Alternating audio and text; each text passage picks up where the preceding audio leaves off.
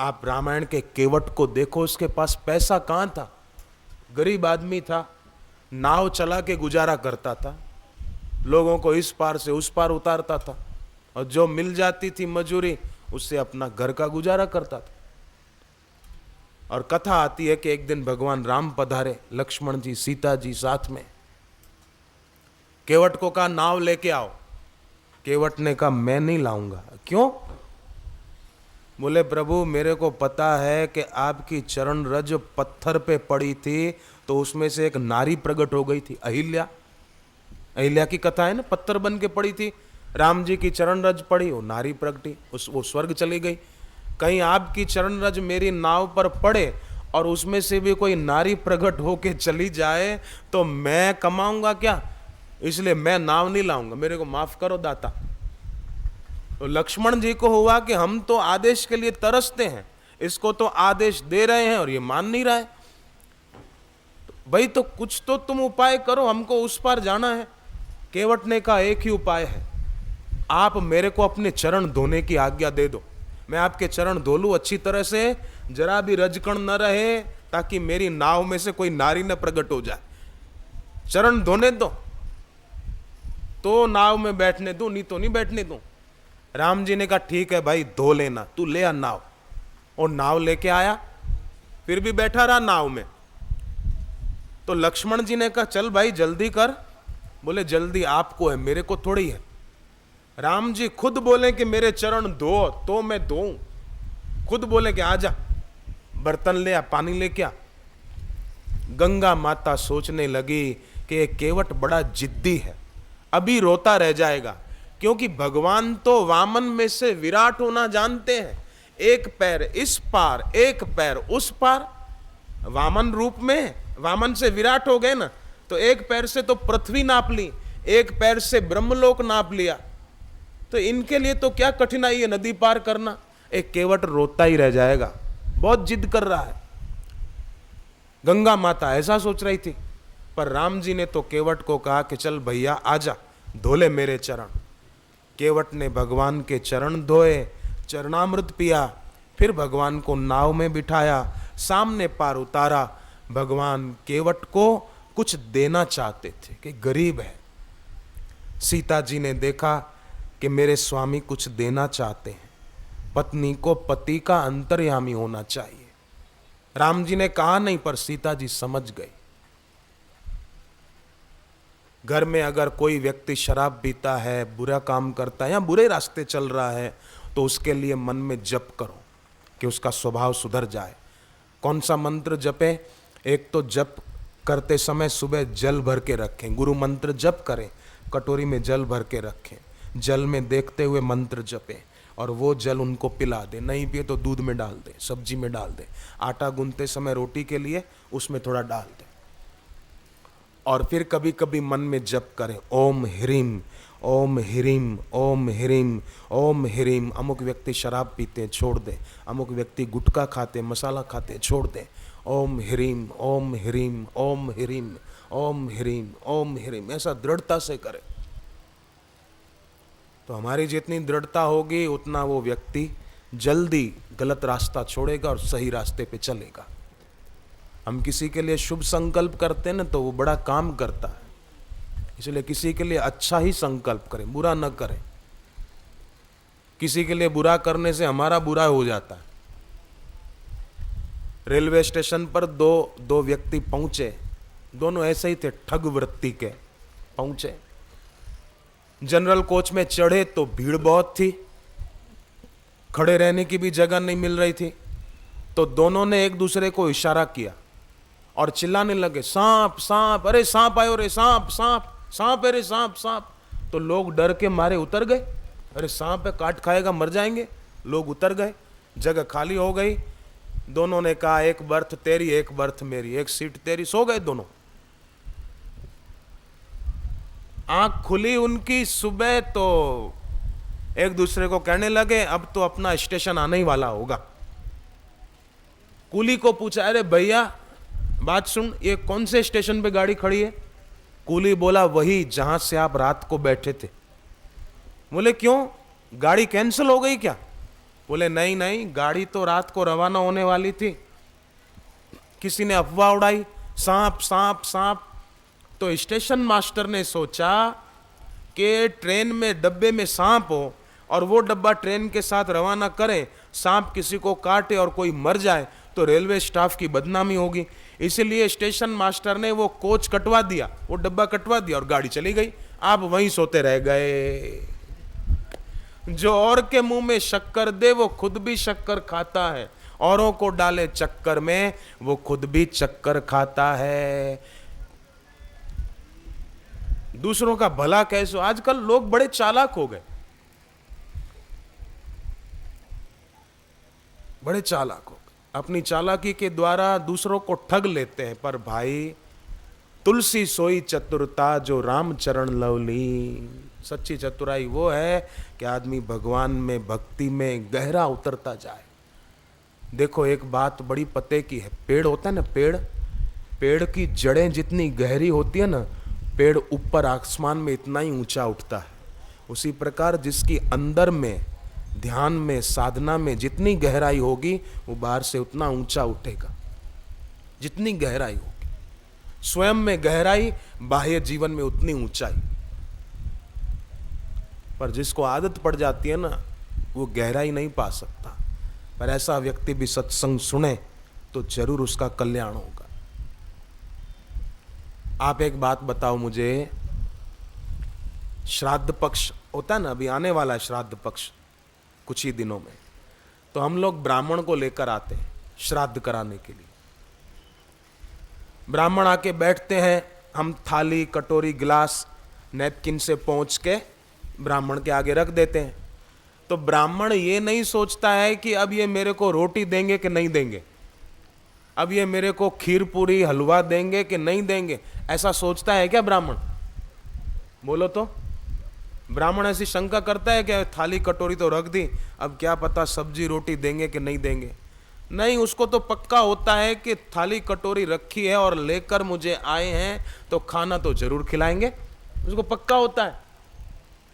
ऐसे ही हम भी पक्का कर लें कि भगवान बाबा रामदेव की नगरी में, बापूजी के चरणों में सत्संग में पहुंचाए हैं तो हमारा कल्याण इसी जीवन में पक्का है, इसलिए भगवान ने पहुंचाया है।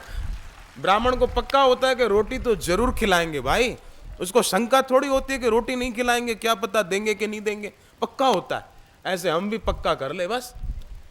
जो शरण गुरु की आया, इहलोक सुखी परलोक सुखी। जो शरण गुरु की आया, इहलोक सुखी परलोक सुखी। इहलोक सुखी परलोक सुखी। इहलोक सुखी परलोक सुखी। हरि ओम हरि ओम हरि ओम हरि ओम।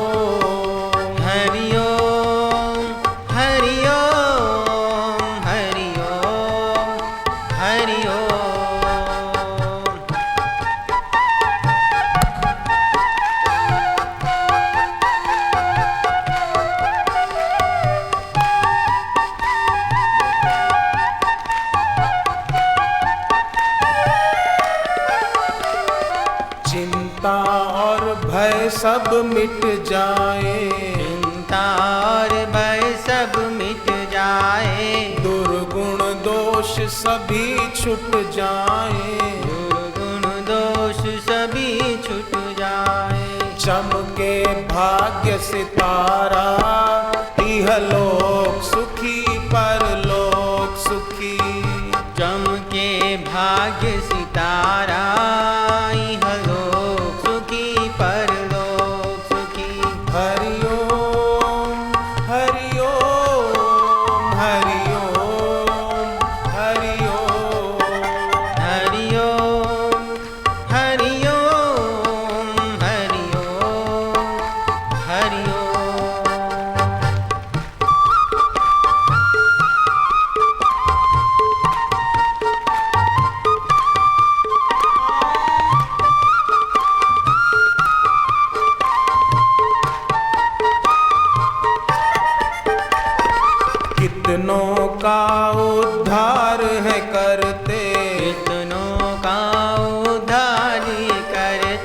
बिन मांगे ही झोली भरते, बिन मांगे ही झोली भरते, बिन मांगे ही झोली भरते, बिन मांगे ही झोली भरते। मन में जो इन्हें बिठाया, इहलोक सुखी परलोक सुखी। मन में जो इन्हें बिठाया, इहलोक सुखी परलोक सुखी।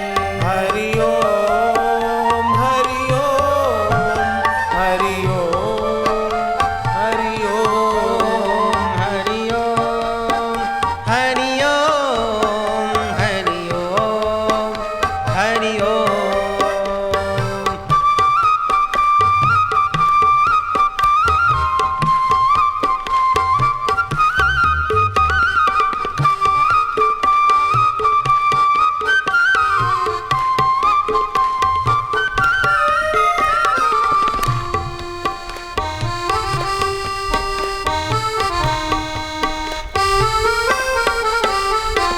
मुक्ति का आधार गुरु है, मुक्ति का आधार गुरु है, करते भव से पार गुरु है, करते भव से पार गुरु है, करते भव से पार गुरु है, करते भव से पार गुरु है। गुरु चरणों में मन को लगाया, इहलोक सुखी परलोक सुखी। गुरु चरणों में मन को लगाया, इहलोक सुखी परलोक सुखी। इहलोक सुखी परलोक सुखी। इहलोक सुखी परलोक सुखी। हरि ओम हरि ओम हरि ओम हरि ओम हरि ओम हरि ओम हरि ओम हरि ओम।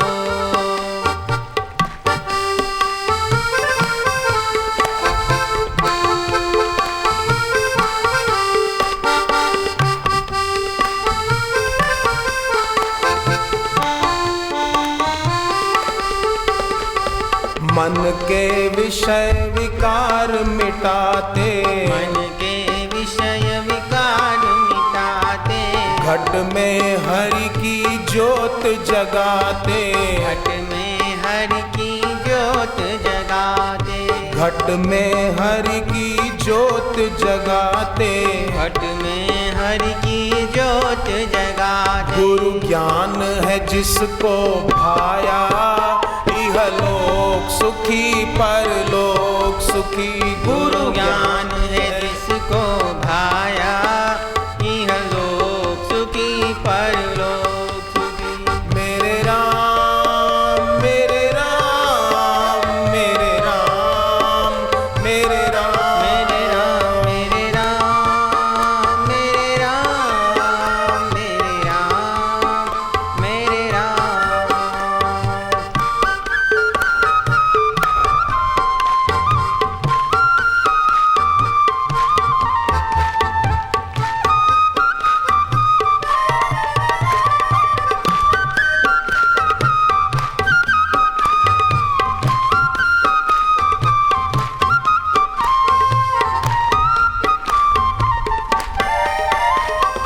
जीवन सुखमय कर देते हैं, जीवन सुखमय कर देते हैं, मन में शांति भर देते हैं। मन में शांति भर देते हैं। जिसने गुरुवर को ध्याया, इहलोक सुखी परलोक सुखी। जिसने गुरुवर को ध्याया, इहलोक सुखी परलोक सुखी। हरि ओम हरि ओम हरि ओम हरि ओम ओम हरि ओम हरि ओम हरि ओम हरि ओम। केवट को कुछ देना चाहते थे भगवान। सीता जी ने तुरंत अपने हाथ की उंगली से एक अंगूठी उतार कर दे दी। राम जी देने लगे केवट को, तो केवट ने कहा कि नहीं प्रभु, मेरे को नहीं चाहिए। राम जी ने कहा ले ले, तूने इतनी मेहनत की है। बोले नहीं प्रभु। नाथ आज मैं काहू न पावा, हे नाथ आज मैंने क्या नहीं पाया, आपके दर्शन हो गए, मेरी सारी दरिद्रता मिट गई, मुझे कुछ नहीं चाहिए, बस आपकी कृपा बनी रहे ऐसे ही हम पर। देखो बाहर से गरीब है पर दिल से कैसा अमीर है। राम जी अंगूठी दे रहे हैं सोने की, तो भी वो मना करता, और नहीं ली तो नहीं ली उसने, कि नहीं प्रभु मुझे नहीं चाहिए।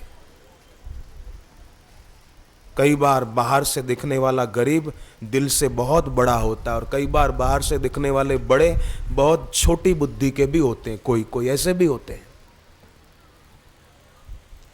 खैर, केवट को आशीर्वाद देकर प्रभु आगे बढ़े तो गंगा माता आदि दैविक रूप लेकर, एक नारी का रूप लेकर प्रकट हो गई राम जी के सामने, और राम जी को कहा कि आप भी कमाल करते हो प्रभु। वामन अवतार जब आपने लिया था तो बलि राजा के यहाँ एक पैर से पूरी पृथ्वी नाप ली थी, एक पैर से ब्रह्मलोक नाप लिया था, तो अभी आप एक पैर इस पार एक पैर उस पार गंगा पार कर सकते थे। पूरी पृथ्वी नाप सकते तो नदी पार नहीं कर सकते आप। आपने केवट की हर बात क्यों मानी, उसकी जिद पूरी क्यों की? राम जी ने कहा कि गंगा, मैं एक पैर से पूरी पृथ्वी को माप सकता हूं, एक पैर से ब्रह्मलोक को माप सकता हूं, पर मेरे भक्त के दिल में प्रेम कितना है ये मैं माप नहीं सकता, इसलिए भक्तों के आगे तो मैं हार जाता हूं।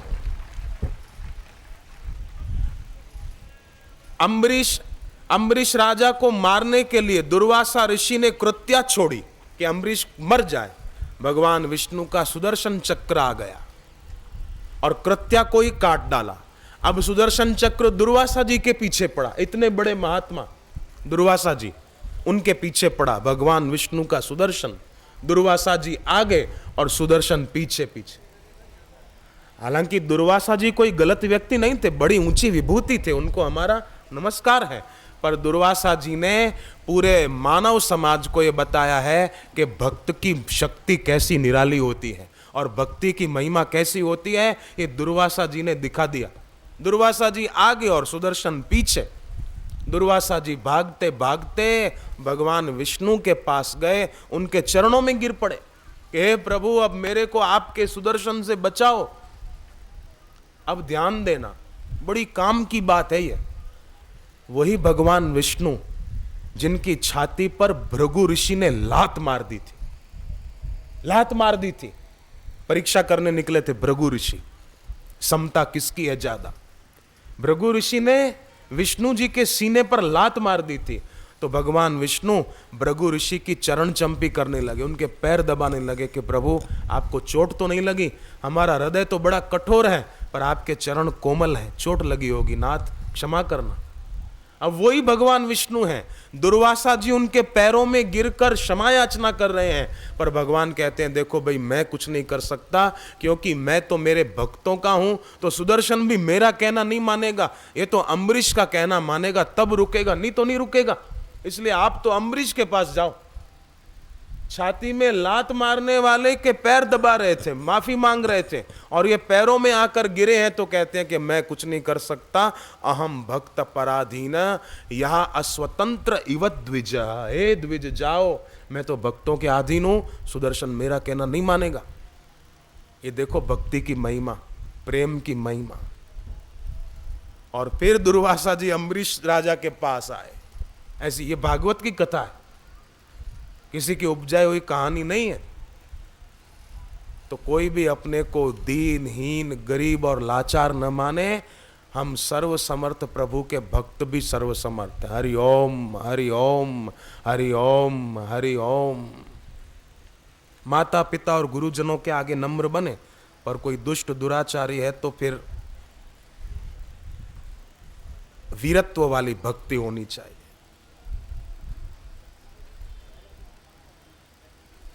राम रावण का युद्ध शुरू हुआ। युद्ध के तीसरे दिन देवताओं के राजा इंद्र ने रथ भेजा। भगवान राम की सेवा में। तो देवताओं ने कहा इंद्र देवता को कि आपने रथ पहले दिन क्यों नहीं भेजा, तीसरे दिन भेजा क्यों? तब इंद्र देवता ने कहा कि उन्होंने मांगा ही नहीं, क्या करूं, भगवान ने मांगा नहीं मेरे से। तो देवताओं ने कहा मांगा नहीं तो क्या है, अपन भिजवा देते। अरे बोले गरीब नाव से केवट के नाव मांग सकते हैं, मेरे से रथ नहीं मांग सकते। तो गए देवता भगवान से पूछने कि आपने केवट से नाव मांगी थी? बोले हाँ। तो फिर इंद्र से रथ क्यों नहीं मांगा, युद्ध में मदद होती आपको। केवट से नाव मांगी, इंद्र से मांग लेते। भगवान ने कहा देखो देवताओं, केवट के दिल में प्यार की प्रधानता है, प्रेम की प्रधानता है, और इंद्र के मन में अहम की प्रधानता है, अभिमान की, इसलिए मैंने इंद्र से नहीं मांगा। और केवट प्यार था, प्यार वाला भक्त था, प्रेमी था, मेरे को उससे मांगने में कोई संकोच नहीं हुआ, मैंने मांग लिया। देवता रहस्य समझ गए। अब आए इंद्र देवता के पास कि भगवान ने तो मांगा नहीं था। बोले नहीं। तो फिर आपने क्यों भिजवाया?